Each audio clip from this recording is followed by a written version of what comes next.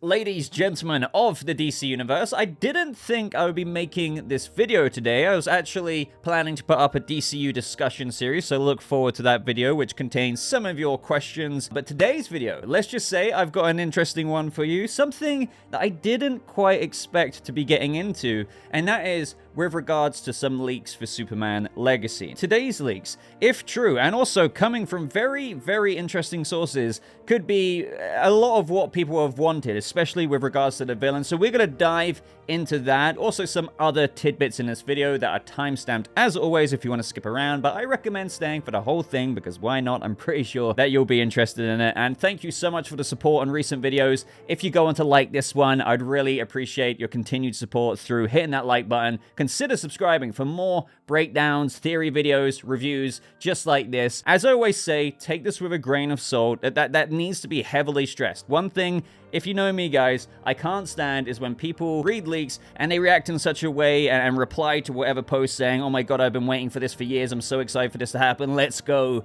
when it's not confirmed, and thus people get expectations up to such a point where if that doesn't happen in the movie, they kind of put their own disappointment onto said product, and they're like, oh, this is trash. So please don't be one of those people. However, it's definitely fine to get excited in terms of speculating and theorizing. What we're also going to do is, after going over these initial viewer anon leaks, we're going to cross-reference it with some other leaks that came out around the same time, which also expand on what we're just about to read out. So when you bring them both together, it really does paint quite a large picture. So definitely stick around for the second dose of expansion on these leaks, if you will. So this is coming from Viewer Anon, and what I like about Viewer Anon compared to other scoopers is that he details what he's heard, and he says something about the source, but he always says, you never know, like, take it with a grain of salt. He's not one of those scoopers who puts it out there as if it's like confirmed news, it's a statement. But anyway, let's not waste any more time. Heard some stuff about Superman Legacy. I trust this source, but this stuff is always fuzzy. That's what I kind of like to hear, to get everyone's expectations set accordingly. Superman's early in his career and isn't widely known. So I want to break this down along the way. I think, yes, that's obvious. We know this. Because some of you could be like, well, somebody can make that up. Somebody can make all of this up, technically. So that is what I imagine David Corenswet's Clark Kent and Superman in terms of public perception to be like in the world. We know that it's not an origin story. We know that it's not a veteran Superman. He's probably been seen out there and around, but as I always say, this is a living, breathing DC universe, and where heroes exist, have existed, metahumans, villains, you name it, for a very, very long time. So if somebody sees him out and about, they're probably awestruck, don't get me wrong, but it's not necessarily made the domino effect of, you know, him going up against Doomsday in the middle of Metropolis, that kind of level. So he continues to say here, his big public reveal happens in the Middle East, where terrorists have gotten a hold of Kryptonian tech. So again, going off what I just said there, the big public reveal. So he's been out there, people know probably who Superman is, there's maybe even been a report or two or more about him, but in terms of a big reveal, you'd have to think that, okay, so this is where there's probably worldwide news broadcasts about this. Whatever this big public event is in the Middle East, something could happen in where it's so disruptive and it's reaching news stations in every country across the world, and Superman is obviously there, so then everyone's like, oh, who's this Superman? And then somebody down the street might be like, oh, I've heard of that guy. Isn't he based in Metropolis? That kind of thing. But now this event is so big that it's the big public reveal. Now, what I teased towards the beginning of this is that this is some of the information we've heard for a while. I actually can't remember where this originated from, but I think it has been out there for a while that there could be a conflict in the Middle East, and this is just continuing that somewhat leaked narrative here. Now, obviously, a lot of people are hearing about this, you know, rough. I would say that these leaks are more of a rough synopsis of the movie rather than every twist and turn spoiler, and trust me, I don't even like leaks like that. I don't want to know absolutely everything, but hearing potentially, you never know, potentially true leaks like this do get me excited, but hearing this part of the leak has got some people maybe thinking otherwise. given what's going on in the real world, people are like, are they really going to do a conflict in the Middle East? Some other people are saying, well, obviously the Middle East is made up of more than just Israel and Palestine. And, you know, even on another side, a third point here, people were thinking, oh, you know, but what about Black Adam? There was a conflict there. Is this going to be like that? I don't want another kind of Black Adam plot. Is the whole movie going to take place in the Middle East there? And obviously it'd be in like a fictional country, most likely as well, like Black Adam was with Kahndaq. I really don't think that would be the case. So his big public reveal, going back to the actual plot point here, I think would only just be the, I guess you would say, catalyst of what causes some controversy surrounding Superman in the movie. And I think that's what it goes on to say next. But this is where it's really interesting, where they say terrorists have gotten a hold of Kryptonian tech. And the second post goes on to say that Waller and Sam Lane send in the authority to investigate. They believe Superman is responsible. Superman learned of the tech in the Fortress of Solitude and hopes it will be the missing puzzle piece to discover where he comes from. Now again, I want to make this very clear. My excitement isn't a result of knowing or believing this is necessarily true, but I love the idea of what that is, because you're getting mixed opinions here, but I don't know. I'm just imagining, and I have a lot of imagery in my head. I have a very active imagination, and I can imagine this kind of unfolding. David Corenswet really wanting to learn more about Krypton, but in this iteration, sure, he landed in the pod. Sure, Martha Kent and Jonathan Kent raised him. Sure, he's very much so aware that he's not like other people, and that he's clearly fell from the sky in an alien craft. But let's just say that he got as far as maybe, you know, activating the fortress, and maybe he has a Fortress of Solitude, but there's still some missing pieces. He needs to recover some other tech to actually maybe even get that first message from Jor-El. I could be completely wrong about that, by the way. I don't even know if, as I'm saying that, that's a good idea or not. They could, instead of introducing, I don't know, Clark to the idea of Superman and being sent there from Jor-El for all of these reasons at the beginning of the movie or in his younger years, that could be something that he achieves and learns by the end of the plot through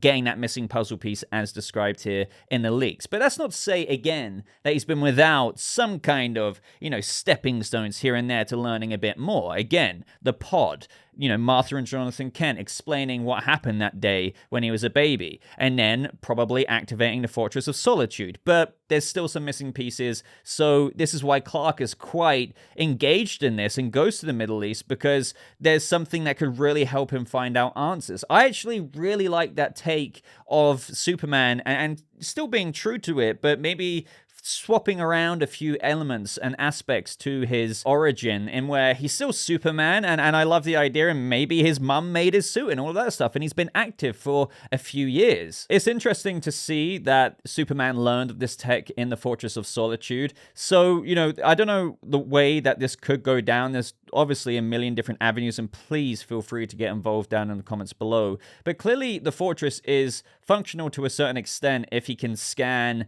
and maybe it kind of detects other Kryptonian tech around the world, or where, you know, other things or other remnants of Krypton could be. All while yet Superman still can't use the fortress enough necessarily to learn more about where he comes from. And I do think that is believable. Clearly he's learning things, but again, imagine little square stepping stones. Superman's hopped a few of them. He knows he's an alien. He sees the architecture of the fortress, his pod, and everything like that. It has some tools like beacons, Kryptonian tech that he can recover, but it's just not quite there to obviously, I don't know, conjure up a Jor-El hologram and be like, hello, son, I sent you here to Earth, and you are Kal-El from Krypton. Like, he's probably not got to that point yet. And that would be really cool to kind of full circle that by the end of the movie. Now, something I've ignored up until this point, Waller and Sam Lane sending in the authority to investigate. I think that makes complete sense, because what we have here in the DCU is Viola Davis's Amanda Waller being kept on. She's even getting her own Waller show. So I do think it makes sense that the authority could already be a team. This is why we've been talking about recently, and how with the engineer casting from Deadline, she's not actually a villain like what they labeled her. Go check that video out if you haven't done so already, and they are very, very capable. I mean, look at the engineer and the members of the Authority, that they're insanely capable. But them being sent out by someone like Waller, Sam Lane, is just fascinating to me. And I love how all of this could get even more interconnected because, you know, Waller and Sam Lane probably don't trust this Superman. Superman's very early on. There's all kinds of drama there that can happen with Sam Lane. How that will impact the relationship between Lois and Clark. Granted, they might not even be together, or they could be early on dating. Lois might not even know he's Superman, let alone Sam Lane. There's all of that we can dive into. But with regards to the Superman, obviously perception here, Sam Lane very likely doesn't have that relationship with Superman, let alone Waller. So when Superman flies to the Middle East, it's very powerful to them, metahuman, and they don't even know if he's an alien. Like, they might not know much at all.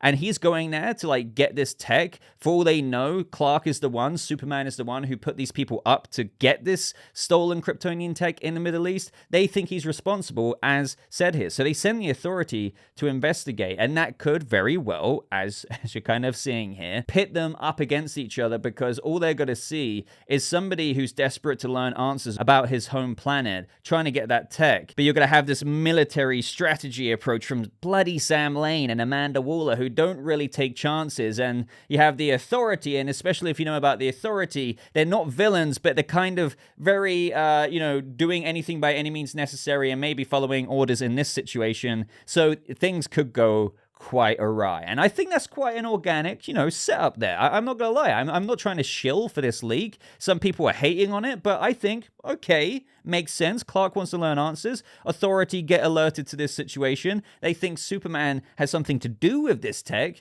It seems to be getting crazy, and I think that is a nice kind of, beginning point to the movie. And obviously, as I've talked about in other videos, some people are worried that Lois isn't going to be a main character in this movie, and despite the castings, James Gunn has been very, very, very, very firm that Lois and Clark are the main protagonists in this film. You can have the Daily Planet, Lois Lane, Clark doing some reporting on whatever the heck is going on with this situation. And not only that, let's get to the next part of this. This is where things get pretty damn interesting as well, and we also have something to cross-reference this with in terms of another leak that basically matches up to these details. And I don't know if this is where it's all coming from or if they all have the same source or whatever.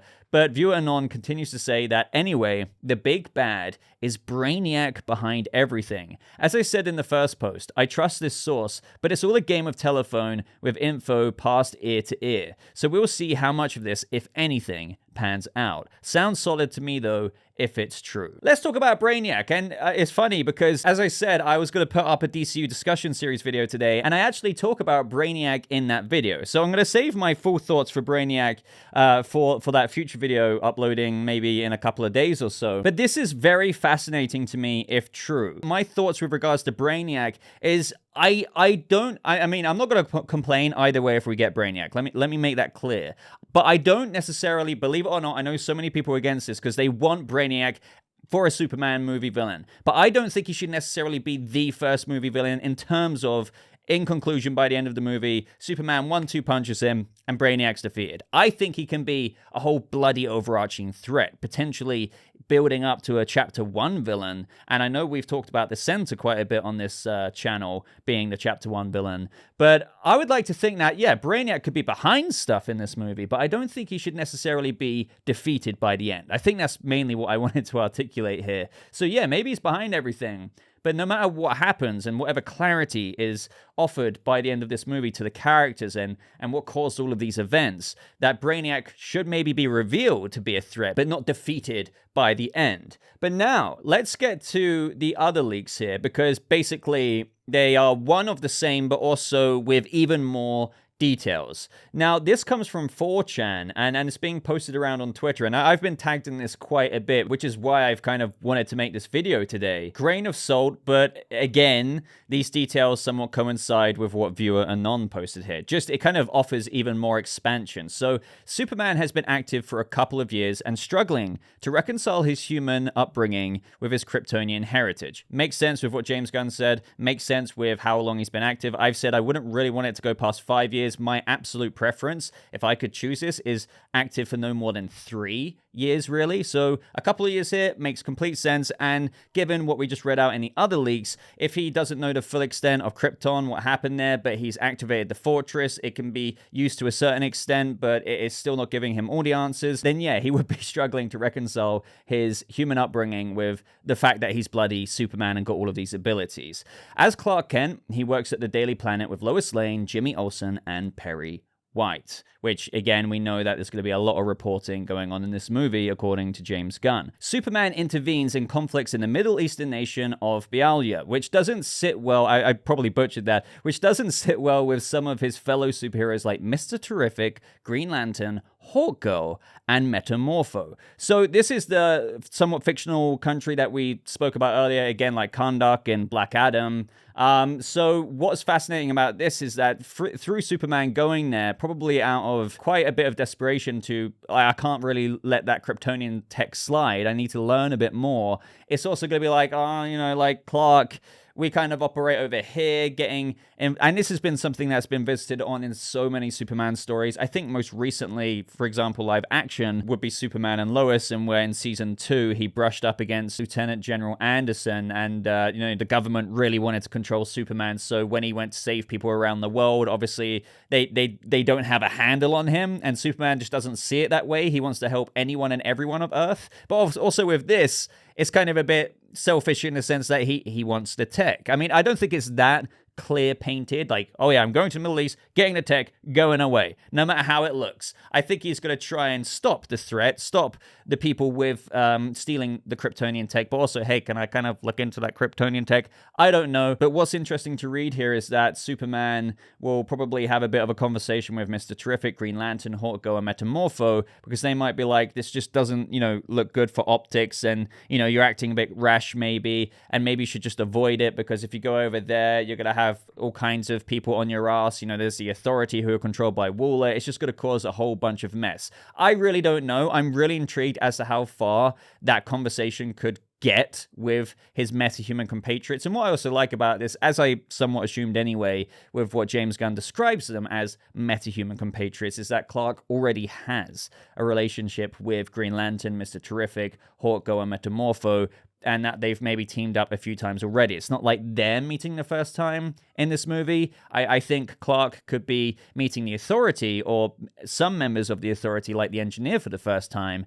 But as for like Green Lantern, Guy Gardner, Hawkgirl, and stuff, they've probably known each other for a while, which is why they probably feel comfortable being like, hey man, like Soups, what are you doing, man? That's a bit sketchy. Are you sure you want to do that? And also, I always thought that Metamorpho could be a potential origin in this movie, and how maybe he's experimented upon and gets these abilities. That still might be the case. Again, these are leaks. It doesn't necessarily mean they're true. But if we take this at face value, it would mean that Metamorpho could have been Metamorpho for quite some time. Up next, Lex Luthor is running for president and leading peace talks in Bialya while secretly trying to game the conflict in his favor and turn public opinion against Superman. Eve Teschmacher is his assistant and enforcer. That would be pretty crazy. Obviously, we're all expecting Lex Luthor casting, and I wouldn't be surprised if it's bloody by the time I upload this video. But as for the plot, we were wondering how involved he would be. Now, a lot of us are thinking that he won't be the main villain. A lot of us are suspecting that he could still have something to do with whatever goes awry in the main plot,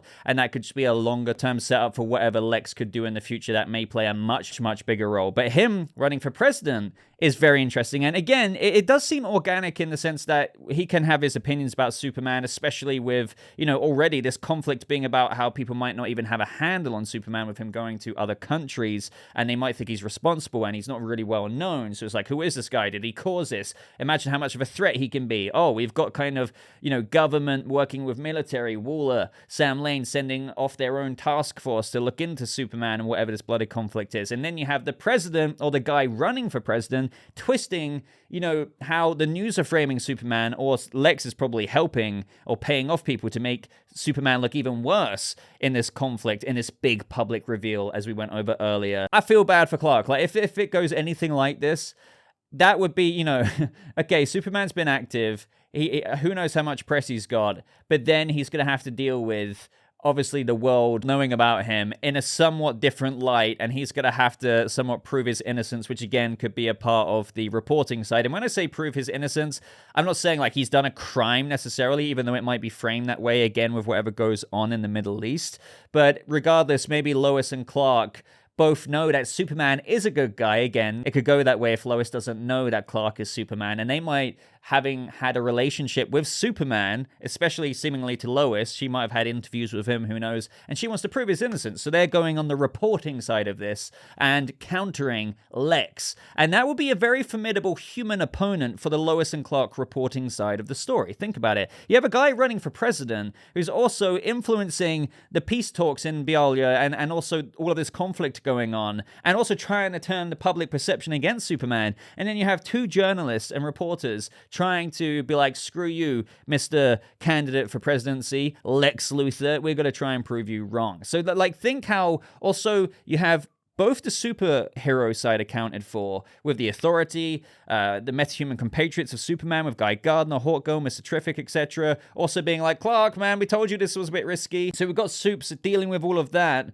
as Superman, but then you also have the Clark Kent, Lois Lane side really trying to battle for what's right in the Daily Planet. I think, all of this sounds pretty solid. I'm not going to lie. And some of you I know will be like, screw this, but genuinely, I think on paper this sounds pretty damn interesting, especially for like a first movie that's not picking up with day one Superman, and it's not an origin, it's not a veteran. It's like, okay, he's not quite madly known, he's not too little known, he's been out there, and this is like an organic story to tell with his first massive reveal, and again, news stations across the whole bloody planet. And as we suspected, Superman's actions lead to a confrontation with the Authority, a metahuman strike force assembled by the United States government and formed by Jack Hawksmoor, the Engineer, and the Doctor. So this is what I mean as well. You have the Authority movie. Maybe not every single Authority member is going to be in this government task force that is dispatched to kind of see what the heck is going on in the Middle East with Superman and this group who have stolen Kryptonian tech or whatever. But a few members could be there, and in the Authority, you obviously get that expanded on. In this movie, it's not really a direct setup for the Authority, but it does get your palate ready and hopefully the audience hungry to see more of these characters. And then lo and behold, after the Lantern series, you get the next movie, and that's the Authority. Now, both leaks are somewhat similar, but as you may have noticed, in this one, no Brainiac. It just seems to be Lex Luthor trying to meddle with things, and again, a very Lex Luthor way. He's got very high political ambitions, and he can somewhat screw with the narrative of everything. But in the other set of leaks, while it's similar, and granted, this is why I'm trying to vet this, it's got some basic plot lines there in both of them where it's like, oh, Clark has been active for a couple of years. No shite. Like, that's what I think as well. Oh, he's struggling to reconcile his human upbringing with his Kryptonian heritage. Something we've learned from James Gunn. Oh, let's toss Lex Luthor in there because it's kind of expected anyway. And oh, what storyline could we do with Lex? Him running as president? Something that fans have known about before? Do you see what I mean? And, oh, the Authority. We know the Engineer's been cast. What can we do with them? Oh, Waller exists in it. It can be made up, but regardless of what is going on here, as I said, it needs to stand the test of time. That is the only way we can get legit results as to whether this will be true or not. But what I will say, just for the sake of hypothetically entertaining if this is true, just for the sake of the video as we do, this is the whole point of me covering these leaks, is that I kind of like the vibes of that. It's an organic way of including the Engineer and some Authority members, not all of them. It's an organic way of potentially including, well, Lex will be involved, I have no doubt about that. But if it's something like this, that would be very, very intriguing. And I wonder if the thing with Lex is, he's got all of these ambitions. He's maybe a bit further along. Again, if he's running for president, and he's obviously trying to not only maybe go against Superman, but it's an easy excuse for him to help his run for presidency, because if he can somewhat, oh, look, there's some controversy already with Superman flying over there. Let me, as Lex Luthor, manipulate the situation and be like, oh, yes, well, that's Superman. It kind of helps him get more votes, helps him get more favor, if you think about it. And he might just not like Superman anyway. Ladies and gentlemen, I can go on about these leaks for forever, basically, but I think I've said enough. So let me know what you think down in in the comments below with regards to this. Expand on what I said. If you have any ideas of your own that I may have just forgot to mention here, of course, let me know those. Let me know what you would feel and how you would feel, rather, if this was actually true. But in other news, as I said, there's a couple of other tidbits here. We have David Corenswet's trainer uploading this photo on Instagram, captioned it, "The Legacy." We also have the engineer herself here in the comments saying, "The actual legacy," and the trainer also replies saying, "You are a big part of it." But anyway, let's not ignore how much gains David Corenswet is making. You can clearly see that he's putting on some muscle. He is very much so gearing up for the role. Now, David Corenswet's not been like a scrawny guy, but if you Google him, he's not been this muscly before. And obviously no shite here. He's working out to get in the role for Superman. You can see those biceps there. Like, everything is building up. And what I would love someone to do is just a pose here. I can almost imagine just seeing his shins there, like the red boots going up high. If somebody can edit on a Superman suit here, I don't know, maybe take the hat off, or maybe keep the hat on with a Superman logo. I feel like a cool edit by some digital artist could be made here. Now, up next, with regards to Jason Momoa. As many of you may know, given that the actor strike has ended, he's going around talking about Aquaman 2, and he was on the Jimmy Fallon show, and when being asked about Aquaman and if there'll be an Aquaman 3, shout out to the Flash Film News, because they kind of edited this to add some Lobo pictures in there. Listen to what is being said. I hope this doesn't get copyrighted, I swear to God. I mean, this is kind of like the end of this DC Universe. DCU Universe. But yeah, there'll always be a place for me at DC. There it is. They will. There will, right? He says in answer, and this is fascinating, because when Gods and Monsters was first announced, people obviously were asking about Aquaman, what's going on here. The Lobo stuff was obvious, but people were still debating it. Some people very adamant and quoting Peter Safran saying, well, Jason's always seen Aquaman as a trilogy, and saying, well, clearly he's not going to be Lobo because of this comment. But that's, to me, I felt very assured, like many other people, in that, of course, they're going to say that because they don't want to take away from Aquaman 2's release, right? So you kind of don't want to be like, oh, no, he's going, like, don't even watch Aquaman 2 because he's going to be Lobo kind of thing. So here, it's interesting to hear Jason Momoa say, in answer to that, like, he could have answered, like, oh, we'll see how it goes. If this is really well, I'd love to do a sequel. He didn't say it like that. He was like, well, this is, word for word, this is kind of the end of the DCEU universe. And then continues to say, but yeah, there'll always be a place for me at DC. Guys, we've been saying it for a minute now. This guy has been cast as Lobo. I don't need to bring up the receipts of him screaming in celebration, tagging DC and Warner Brothers, thanking Peter Safran, James Gunn, and David Zaslav, saying he can't talk about it yet. Again, a massive DC sticker on it. Clearly, that wasn't about Aquaman 3 at the time. This man is playing Lobo. Now, if it's in his own project, or if he's going to appear in Superman Legacy or some other DC project, we don't know. But I hope that this solidifies it in people's minds that he's playing Lobo. But that is everything from me in today's video, guys. Honestly, didn't think I'd ramble this long, but hey, we're called BobaTalks here on the channel. We're going to be Boba talking your head off for, quite a long time when it comes to especially interesting leaks like this. So let me know your thoughts on everything we discussed in today's video. I really hope you enjoyed it. I love nothing more than getting my teeth sunk into stuff like this. So I hope you leave your comments down in that comment section. Let me know if you liked it by leaving a like on the video, dislike it if you somehow made it this far. If you're enjoying the content here, check if you're subscribed on the subscribe button. You may think you are, but you might not be, because I just keep popping up on your homepage. But maybe today is the day that I earn your subscription to the channel. But until next time, ladies and gentlemen, thank you so much for watching. I hope you have a lovely rest of your day, and I'll see you people of the DCU in the next video. Goodbye.